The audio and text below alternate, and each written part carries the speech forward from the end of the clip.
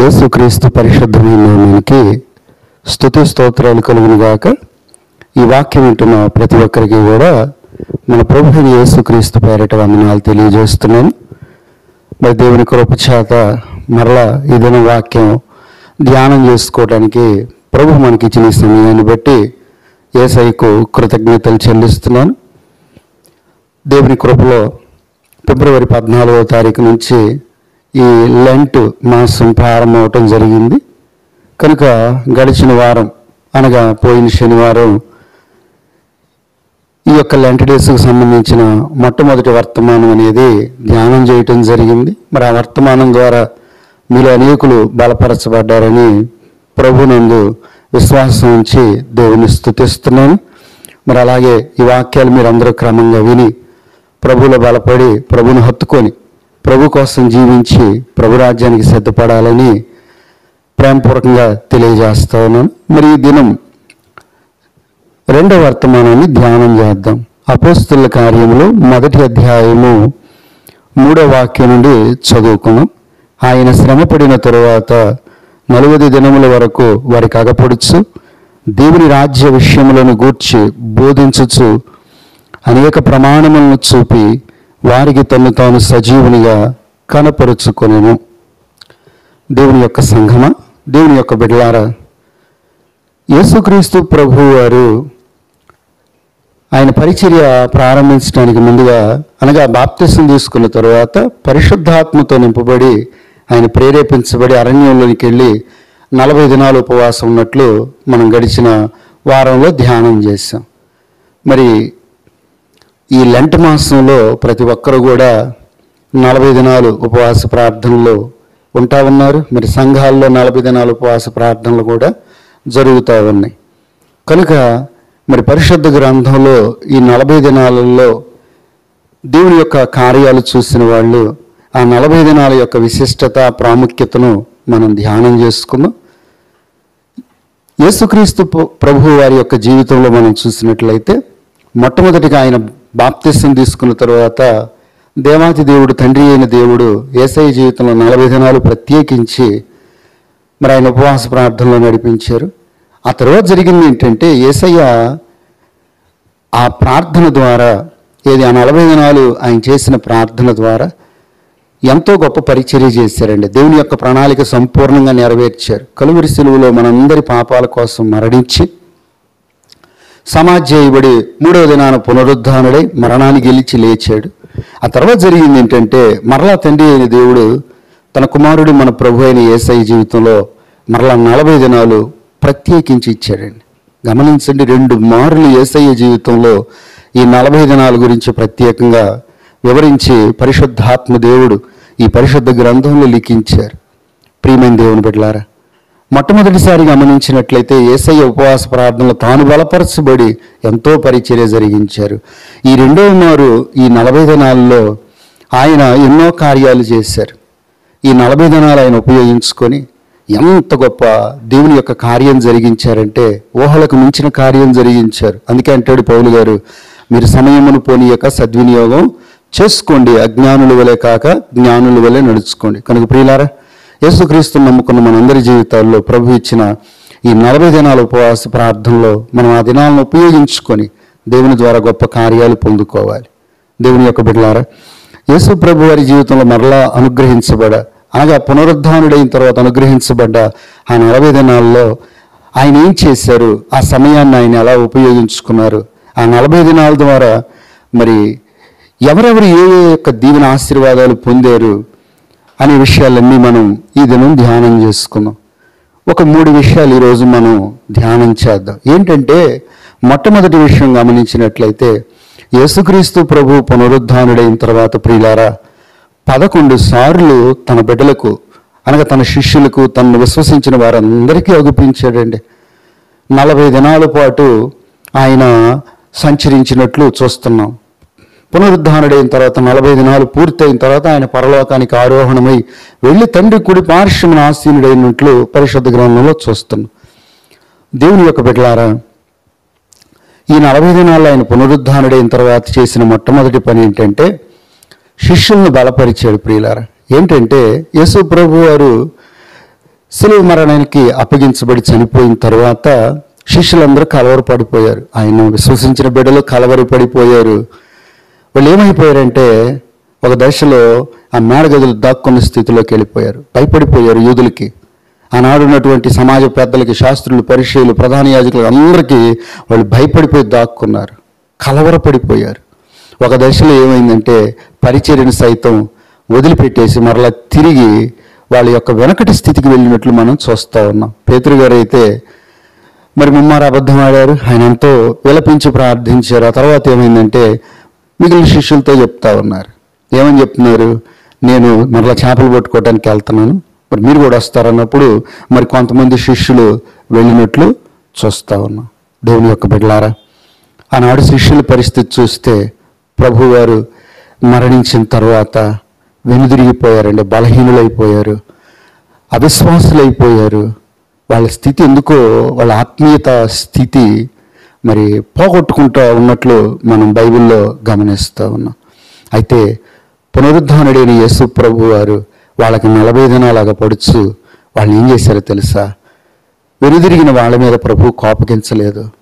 వాళ్ళ మీద ఆయన మరి ఆయాసపడిపోవటమో మళ్ళీ సణిగి గొనగటమో చేయలేదు. కానీ మన ప్రభు అయిన యేసు వారు ఆ శిష్యులను ప్రేమించి తన కృపచేత మరలా ఆయనే వాళ్ళని వెతుక్కుంటూ వెళ్ళి వాళ్ళని దర్శించి వాళ్ళతో మాట్లాడి వాళ్ళని బలపరిచి వాళ్ళందరూ మరలా తిరిగి తన తట్టు తిప్పుకొచ్చినట్లు బైబిల్లో గమనిస్తున్నాం. ప్రియులారా, ఈ 40 దినాలు ఉపవాసం ఉండి దేవుని కోసం కనిపెట్టుకున్న నీ జీవితంలో సైతం యేసు ప్రభు ఎలా చేయగలిగిన వారై అన్నారు. నువ్వే నిరాశల మధ్య, నిస్పృహల మధ్య, నీ జీవితంలో ఎదురైన పరిస్థితుల మధ్య నువ్వు దిగజారిపోయి ఉన్నావో, నువ్వు ప్రభు కోసం కనిపెట్టుకుని ఉంటే అదిగో యేసయ్యే ఆ శిష్యులను వెతుక్కొని వెళ్ళి బలపరిచిన దేవుడు నిన్ను మాత్రం ఎందుకు బలపరచడు? కనుక దేవుని యొక్క బిడలారా, యేసు ప్రభు వెనుదిరిగిన ఆ శిష్యుల్ని బలపరచడానికి, వారి అవిశ్వాసాన్ని బాగు చేయటానికి, వాళ్ళని తిరిగి ప్రభు సన్నిధిలో, ఆయన కౌగిలిలో, ఆయన పరిచర్యలో నిలబెట్టడం కోసం ఆ సమయాన్ని యేసయ్య ఉపయోగించుకున్నట్లు మనం గమనిస్తూ ఉన్నాం. ఇక ఆ తర్వాత రెండో విషయాన్ని మనం గమనించినట్లయితే యేసుక్రీస్తు ప్రభు వారు ఏం చేశారంటే తన శిష్యులందరినీ అనేక విషయాలు హెచ్చరించారు. ఒకటి బలపరిచారు, రెండోది ఏంటంటే ఆయన శిష్యులందరినీ హెచ్చరించారు. ఏ విషయాల్లో హెచ్చరించారంటే మొట్టమొదటిగా మనం గమనించినట్లయితే దేవుని యొక్క రాజ్యాన్ని గురించిన విషయాలన్నీ బోధిస్తున్నాడండి. దగ్గరికి చేర్చుకున్నాడు శిష్యులందరినీ కూడా. చేర్చుకున్న ఆయన తన శిష్యులకి దేవుని యొక్క రాజ్యాన్ని గురించిన విషయాలు, దేవుని రాకడను గురించిన విషయాలు, మరి ఇలాంటి విషయాలు ఎన్నో వాళ్ళకి తెలియజేశాడు. అంత మాత్రమేనంటే అంత మాత్రమే కాదు, అప్పటికి కూడా ఇంకా చాలామందిని అనుమానాలు ఉన్నప్పుడు బైబిల్లో ఉంది, యేసయ్య అంట అనేకమైన రుజువులు చూపించి తను తాను సజీవునిగా కనపరుచుకున్నాడు. ప్రియులారా, గమనించండి. తోమ ఎంత విశ్వాస అయిపోయాడంటే నేను ఆయన గాయాల్లో వేలు పెట్టి చూస్తే కానీ నేను నమ్మనంటే ప్రభు ఏం చేశారో తెలుసా? తోమ, నువ్వు వచ్చిన గాయాల్లో వేలు పెట్టి చూసి నీ అనుమానం తెచ్చుకో, అవిశ్వాసివి కాక విశ్వాసివై ఉండమని మన ప్రభు ఎంత దయాళుడండి. దేవుని యొక్క బిడ్డలారా, యేసు ప్రభు ఈ 40 దినాల్లో నీవు నేను ప్రార్థించినట్లయితే ఇదిగో ఆయన సజీవుడని, ఆయన నిజమైన దేవుడని నిరూపించుకోవటానికి మన జీవితంలో ఏదైనా చేయగల దేవుడు. అందుకే యెషయా గ్రంథంలో ఉంటుందో, నన్ను అడుగు, నువ్వు సూచన అడుగు, అది ఊర్ధ్వలోకమంతా ఎత్తైనా సరే, పాతాళ లోకమంతా లోతైనా సరే నేను ఆ సూచన చూపిస్తాను.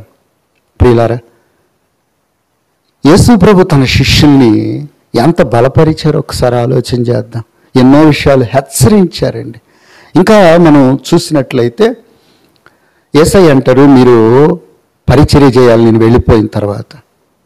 ఇదిగో నా పరిచర్యను మీకు అప్పచెప్తున్నా, నేను ఇంతవరకు పరిచర్య చేశాను, ఇక మీకు అప్పచెప్పి వెళుతున్నాను, మీరు వెను వెంటనే పరిచర్యకి వెళ్ళొద్దు, మీరు ముందుగా మేడగదిలో నా కోసం కనిపెట్టుకోండి. ఎందుకంటే మీరు పరిశుద్ధాత్మలో బాప్తిసం పొందుకోవాలి. ఒకప్పుడు మీరు నీళ్ళలో బాప్తిసం పొందారు, కానీ ఇప్పుడు మీరు పరిశుద్ధాత్మలో బాప్తిసం పొందాలి. నేను ఇచ్చిన వాగ్దానం కోసం కనిపెట్టుకోమని చెప్పేసి పరిశుద్ధాత్మ విషయమై వాళ్ళని హెచ్చరిస్తూ ఉన్నారు.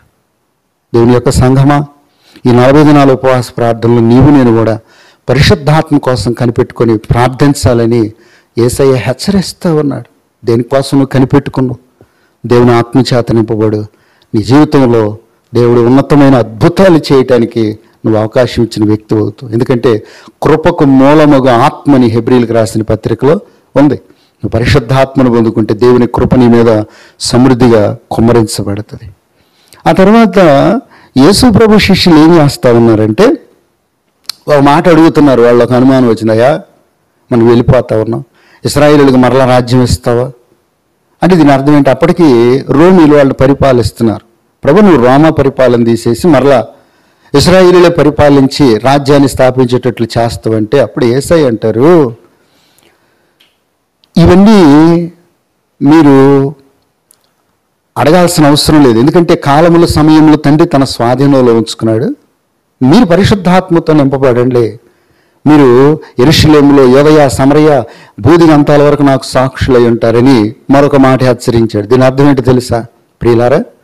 ఇశ్రాయేలు రాజ్యం కట్టబడితే వాళ్ళ వరకు ప్రయోజనం ఉంటుంది ప్రియులారా. కానీ వాళ్ళు దేవుని ఆత్మతో నింపబడితే, దేవుని రాజ్యం కట్టబడితే సకల మానవాళికి కూడా నిత్యజీవం అనేటువంటి ఒక గొప్ప దేవుని కృపావరం లభిస్తుంది.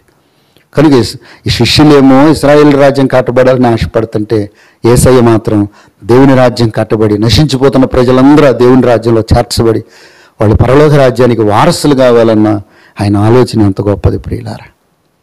కనుక యేసుక్రీస్తు ప్రభు వారు వాళ్ళకున్న అనుమానాలు కూడా తీర్చాడు ఆ 40 దినాల్లో. చూడండి యేసయ్య సమయాన్ని ఎంత సద్వినియోగం చేసుకున్నారు. ఈరోజు ఈ వాక్యం వింటున్న నీవు 40 దినాలు ఉపవాసం ఉంటున్నావు, మంచిదే. దేవుడిచ్చిన ఈ సమయాన్ని నువ్వు ఎలా సద్వినియోగం చేసుకుంటున్నావు? నీకు ఏ యొక్క అనుమానాలు అయితే ఉన్నాయో, ఏ యొక్క విషయాలు నువ్వు అవిశ్వాసి అయి ఉంటున్నావో అవన్నీ దేవుణ్ణి అడుగు తీరుస్తాడు. అవిశ్వాసిగా ఉండటం కంటే కూడా ప్రభువుని అడిగి అనుమానం నివృత్తి చేసుకోవటం మన జీవితాలకు క్షేమం అండి. ఆ అనుమానాలతో వెళ్ళావంటే ఒకరోజు అవిశ్వాసి వైపు ప్రభువుకు పూర్తిగా దూరం అయిపోతావు. తోమ అనుమానాలు తీర్చలేదా? నా అనుమానాలు తీర్చడా? ప్రియమైన దేవుని బిడ్డలారా, యేసు ప్రభు ఈ రీతిగా ఆ 40 దినాల్లో ప్రభు తన శిష్యుల్ని బహుగా హెచ్చరించాడు, బలపరిచారు. ఇక ఆ తరువాత మూడో విషయాన్ని మనం గమనించినట్లయితే యేసు ప్రభు ఏం చేశారంటే తాను జరిగించిన పరిచర్య అంతయు శిష్యులకు అప్పగిస్తా ఉన్నాడు ప్రియులారా. ఒకప్పుడు యేసుక్రీస్తు ప్రభు 40 దినాలు ఉపవాసం ఉండి దేవుని పరిచర్య ప్రారంభించి ఎంతో దేవుని ప్రణాళిక అంతయు నెరవేర్చారు. ఇప్పుడు ఏం చేస్తున్నారు తెలుసా? ఆ దేవుని ప్రణాళికను, దేవుని యొక్క చిత్తమును శిష్యులకి బయలుపరిచి ఆ ప్రభు యొక్క పరిచర్య అంతా వాళ్ళకి అప్పగిస్తూ ఉన్నాడు. ఇంకా మాట్లాడు తెలుసా? మొట్టమొదటి ఉపవాస ప్రార్థనలో యేసయ్య బలపరచబడ్డారు. ఈ 40 దినాల్లో ఏమైందో తెలుసా? తన శిష్యులను బలపరుస్తున్నారు. ఇదే మూడో విషయం ప్రియులారా. ఇక్కడ ఒక మాట చెప్తాను. దేవుని యొక్క సన్నిధిలో రక్షింపబడి ఈ ఉపవాస దినాల్లో కొనసాగుతూ ఉన్న నీవు బలపరచబడతా ఉన్నావు.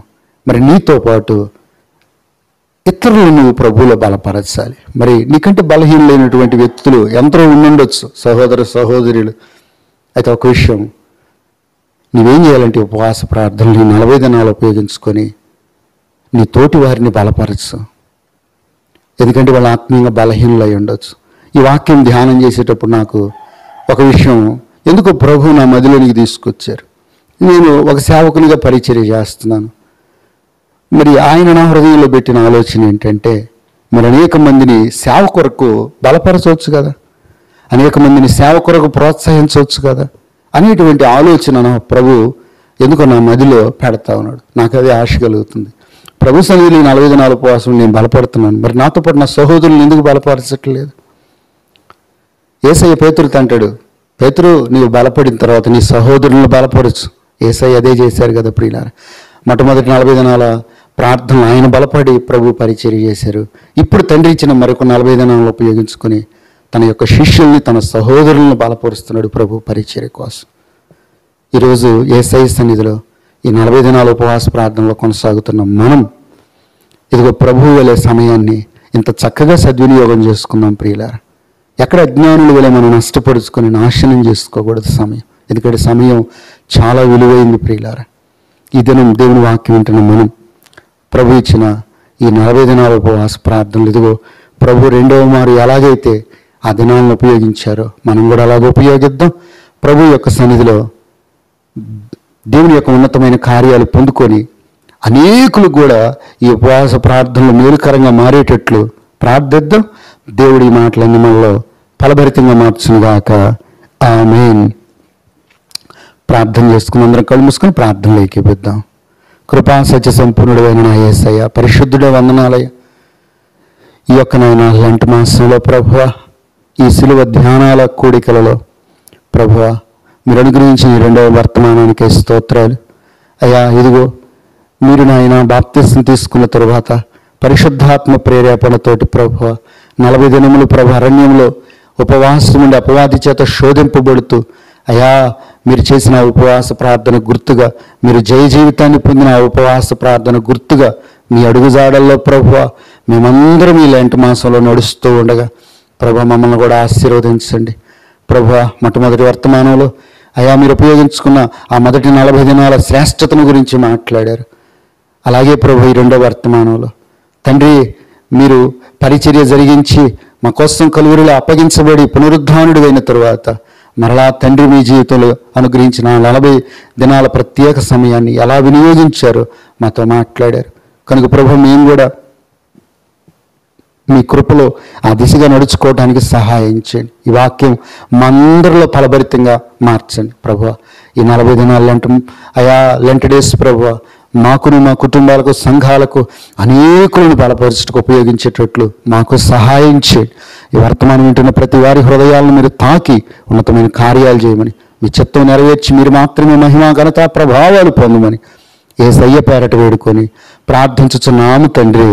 ఆమేన్. మన తండ్రి అయిన దేవుని దీవెనయో, మన ప్రభువుని రక్షకుడైన యేసయ్య కృపయో, పరిశుద్ధాత్మ దేవుని అన్యోన్య సహవాసం సమాధానం ఈ వాక్యం ఉన్న ప్రతి ఒక్కరికి ఈ లెంట్ మాసంలో ఉపవాసం ఉంటూ ఉన్న ప్రతి ఒక్కరికి సదాకాలం తోడైండి నడిపించునుగాక. ఆమేన్. అందరికీ వందనాలండి.